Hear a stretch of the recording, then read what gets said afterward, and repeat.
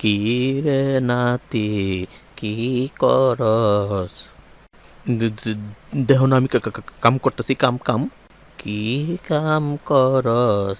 আমার দিকে ফিরা তাকানির সময় নাই তোর। জানো না কাল পরীক্ষা? জানি তো পরীক্ষা, তো কি হইছে? আমিও তো দিমু। তোমার কথা কইও না। তুমি তো ৩০ বছর ধরে এখানে এক ক্লাসেই পইরে রইছ। আমি নাতি হয়ে তোমার সাথে পড়াশোনা করি। তো কি হইছে? তুইও আমার মতো এই ক্লাসে বছরের পর বছর থাক, মানা করছে কেডা? হুনো দাদা, তুমি হইলা আমাদের ক্লাসের আদু ভাই। তোমার লাগিন আমি একটা প্রেমও করতে পারি নাই। সবাই বলে আদু ভাইয়ের দাদু। আমি পড়াশোনা কইরা চাকরি কইরা বিয়ে করমু।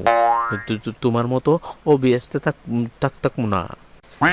বালা কথা কইছস, কিন্তু তুই তো পড়াশোনা করস না। পরীক্ষা আইলেই নকলের কৌশল নিয়া গবেষণা করস, আর পরীক্ষার দিন খালি নকল আর নকল করস। নকল করলেও তো ফেল করি না। তোমার মতো তো এক ক্লাসে ৩০ বছর থাকি না। আর সার্টিফিকেটে কি লেখা থাকে যে নকল করে পাশ করছি?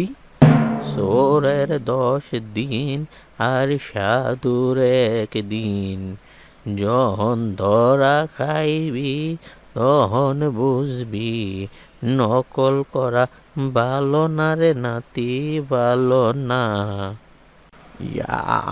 আমার জ্ঞান দেও না। এত বছর ধরে যে একই ক্লাসে আসো, এটা কি বালা? হুনো, নকল করতে বাড়ি মজা, যদি না কাই ধরা। হুন তাইলে অবশ্যই বালা, সব কানে কইতে পারি আমি ছাত্র। এই ছাত্রের কথা হুই না আমারে সবাই সম্মান করে। বাসে ভাড়া লাগে হাফ ভাড়া, বাড়িতে কোনো কাম করতে হয় না, সংসার চালাতে হয় না, বাড়িতে টেহা পয়সা দিতে হয় না, বরং উল্টা টেহা পয়সা আমি নেই। আর সবচেয়ে বড় সুবিধা কি জানোস? কি? ছাত্র জীবন সুখের জীবন, যদি না লাগে লেহাপড়া।